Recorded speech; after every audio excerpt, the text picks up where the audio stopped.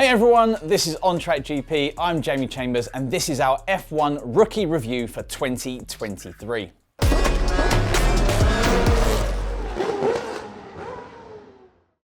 F1 welcomed 3 rookies to the grid for the current season to join single-seater racing's elite. McLaren picked up the services of Oscar Piastri from Alpine in a drawn-out contract dispute, with the Australian joining Lando Norris in place of Danny Ricciardo. Nyck de Vries made his long-awaited move into F1 with AlphaTauri alongside Yuki Tsunoda, which was then followed by the surprise appearance of both the aforementioned Ricciardo and another rookie, Liam Lawson, whilst Logan Sargeant arrived at Williams to join Alex Albon. With also another 10 rookies joining the season to fulfill new FIA regulations, we certainly have a lot of drivers to look at. Oscar Piastri. He began his career by clinching 3 consecutive junior titles: Formula Renault Euro Cup, FIA Formula 3 and FIA Formula 2 championships. All this before making his way to Formula 1. His inaugural season in F1 was marked by a prolonged contract dispute between Alpine and McLaren regarding his racing placement for 2023. Amidst this uncertainty, he managed to secure his first points during the tumultuous Australian Grand Prix in April. Throughout the season, he consistently matched the performance of his seasoned teammate Lando Norris, navigating McLaren's early struggles and witnessing the team's advancement in the latter half of the season. One of his notable achievements was securing McLaren's first double podium since 2021 Italian Grand Prix, standing alongside Norris in Japan. Additionally, he exhibited his prowess by claiming sprint pole position in Qatar, ultimately securing victory in the sprint race. His dedication to McLaren was affirmed by signing a contract extension until 2026. By the season conclusion, he had accumulated 1 sprint race win, 2 podium finishes, 2 fastest laps and garnered a total of 97 points, culminating in a respectable 9th place in the championship standings. Logan Sargeant. Securing 3rd place in 2020 FIA Formula 3 Championship, he entered the 2021 and subsequent 2022 FIA Formula 2 Championship, finishing a respectable 4th. Transitioning into Formula 1 with Williams posed challenges, but he progressed throughout the season, narrowing the gap to teammate Alex Albon. Despite facing race incidents, he narrowly missed the top 10 at the British Grand Prix. A milestone came at the Dutch Grand Prix with his first Q3 entry, highlighting his growing competitiveness. His first F1 point, initially 12th but promoted to 10th after post-race disqualifications, was earned at his home race in Texas. As AlphaTauri fielded 2 rookies, his practice time at the Mexico Grand Prix was impacted. His achievement in Texas marks his first points for an American driver since 1993. Committing to Williams for the next season, anticipation grew for his potential to exceed his sophomore Formula 1 year. Nyck de Vries.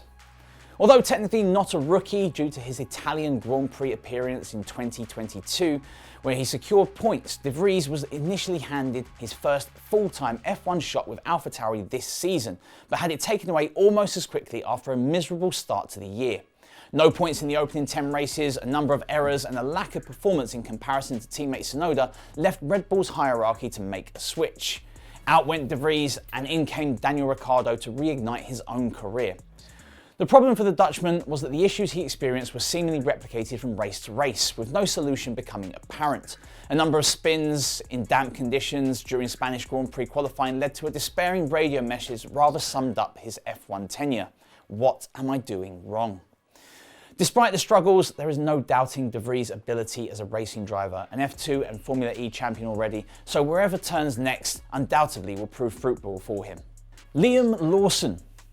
Securing 3rd place in the 2022 FIA Formula 2 Championship showcased his racing skill. His unexpected entry into Formula 1 began mid-season, replacing Daniel Ricciardo post the latter's FP2 crash at the Dutch Grand Prix. Enduring rain-induced challenges at Zandvoort, he surged from the back to finish 13th, displaying true racing resilience. A close miss for points at the Italian Grand Prix left him just outside in 11th place. Singapore marked a standout moment as he outperformed Verstappen in Q2, securing his maiden Formula 1 points with a strong 9th place finish. His substitute role for Ricciardo extended to Japan and Qatar before stepping back.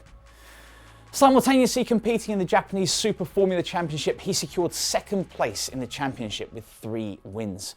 Despite these accomplishments, his future in F1 remained uncertain. While confirmed as a full-time reserve driver for Red Bull and AlphaTauri, question lingered about a permanent seat for the upcoming season.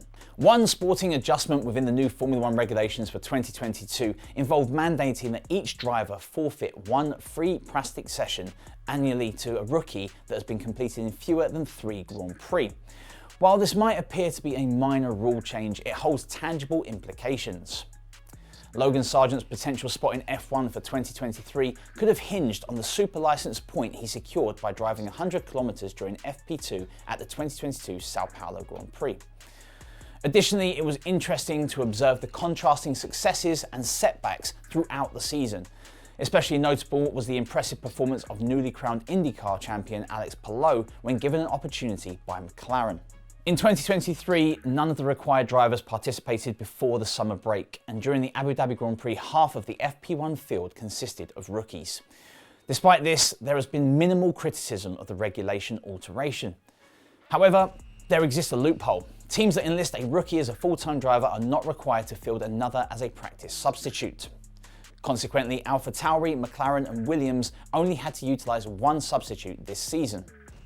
However, despite AlphaTauri effectively running 2 rookies in 2023 with Nyck de Vries and Liam Lawson, they both ran in the same car, so Yuki Tsunoda still had to give up his practice at the Mexico Grand Prix.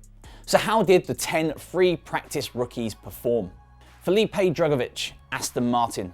The reigning F2 champion, Drugovich stepped in for Lance Stroll during the FP1 at the Italian Grand Prix. Unfortunately, Stroll's Aston Martin faced an early breakdown, hampering his track time. Drugovich's run focused on medium tyres, displaying decent but unremarkable performance, trailing behind Alonso without notable mistakes. However, the narrative changed in Abu Dhabi when Drugovich took Alonso's seat. Surprisingly, he secured a stunning 2nd place in the session, outpacing Stroll, Sainz and Piastri, finishing less than 3/10 behind FP1 leader George Russell. This standout performance might attract attention from other teams. Robert Schwartzman, Ferrari. At the 2023 Dutch Grand Prix, the 2019 F3 champion Schwartzman faced obstacles due to Ferrari's run plan, missing a chance for a soft tyre marker. Despite finishing last among timed runners, 3 seconds behind Verstappen, his lack of F1 racing experience contrasts with ample testing for Ferrari and 2 2022 free practice sessions following a 7-year junior career, including 2 F2 years. In Abu Dhabi, Schwartzman's performance shifted. He trailed Sainz by a mere 0.027 seconds, claiming 8th place, a notable improvement from his Dutch Grand Prix struggles. This rebound showcased potential and adaptability for the Russian-Israeli driver. Oliver Biermann, Haas. Exciting Ferrari talent Oliver Biermann made his F1 debut for Haas in the FP1 of the Mexican Grand Prix, taking over from Kevin Magnussen. And he delivered on the hype, standing out from the crowded F2 cohort at the Autodromo Hermanos Rodriguez by beating Fernando Alonso on what probably wasn't his maximum lap. At 3 attempts behind Nico Hülkenberg, it was certainly a commendable showing, but Biermann's first lap on his soft tyres was set by even better before he made an error in the 2nd sector. The fantastic potential Biermann's shown throughout his junior career was still there for all to see, and he followed it up with another competitive showing in Abu Dhabi, finishing dead last on timesheets but just a 10th behind Kevin Magnussen. Jack Doohan, Alpine. Also appearing in FP1 at the Mexico Grand Prix, Jack Doohan was 0.168 seconds behind Hadjar and finished 18th. Esteban Ocon had a good session and finished in the top 10, though Doohan later revealed he'd been tasked with testing out elements for the 2024 car, so the Australian wasn't focusing on headline pace. But Doohan was freed for a more spectacular showing in Abu Dhabi and ended 1.5 tenths back from Pierre Gasly. He also displayed lightning-quick reactions to avoid the biggest crash of his life with Sargeant on the eve of his final appearance in F2. Pato O'Ward, McLaren. The 24-year-old's inclusion in FP1 at the Yas Marina circuit meant there was a Mexican involved in every free practice session of the season. Pato O'Ward was 7 tenths behind then teammate Daniel Ricciardo in the same session of 2022, but wasn't far off halving that deficit to Piastri this time round. Zach O'Sullivan, Williams.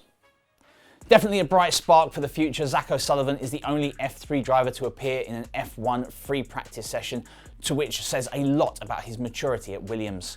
It's not a bad experience to have before stepping up to F2 in 2024. O'Sullivan finished 18th in Abu Dhabi FP1 and was 0.718 seconds behind Sargeant. Jake Dennis, Red Bull. The current reigning Formula E champion, Jake Dennis, is difficult to rank considering he only ran against another rookie in Isaac Hadjar for Red Bull in Abu Dhabi. He almost certainly wasn't in Red Bull's plans until Liam Lawson's 5 races for AlphaTauri made the Kiwi ineligible as a free practice rookie, but Dennis still took his chance well. The Nuneaton native openly admitted on the team radio that he wasn't finding the limit of the car as much as Max Verstappen would have and was less than 400ths ahead of Isaac Hadjar, but that's better than being 400ths behind. Isaac Hadjar, AlphaTauri and Red Bull. Hadjar ranked 14th in F2 Championship, stood out in the Mexico City among top 6 rookie runners. Reportedly favoured by Red Bull's Helmut Marko, his performance at a challenging track provided a much needed boost. Despite finishing 17th, second best among the F2 runners, he trailed an uncompetitive Alonso by 0.6 and Ricciardo by 2.4 seconds. Although the AT04 showed speed, Ricciardo performed well in practices, Hadjar's noteworthy moment came through his heartening team radio in FP1.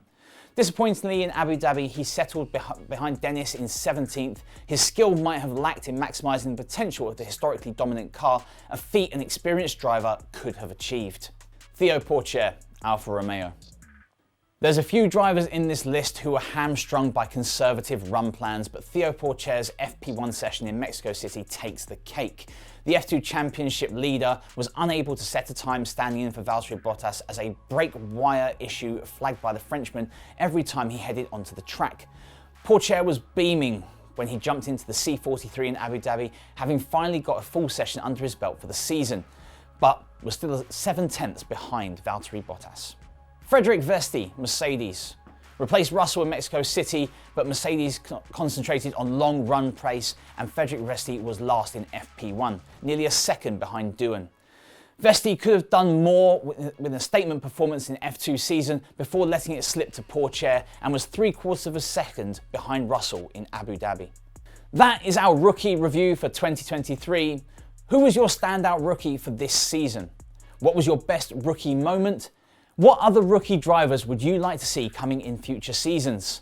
Let us know what you think in the comments and remember to like, comment, share and subscribe. This has been On Track GP. I've been Jamie Chambers. Keep the pedal to the metal and I'll catch you in the next video.